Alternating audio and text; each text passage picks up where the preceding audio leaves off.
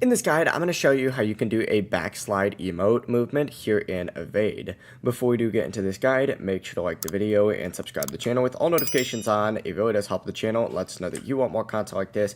We'd greatly appreciate it, and if at any point throughout this guide you did have any questions, just ask them down in the comment section below, and we can help you out further. I'm going to be doing my best to reply to every single comment down there. First things first, you need to make sure that you do have a moving emote equipped, otherwise this will not work. But essentially, go ahead and get yourself a moving emote, and once you have that moving emote on, you need to go ahead and start by sprinting forward to just build up momentum and speed.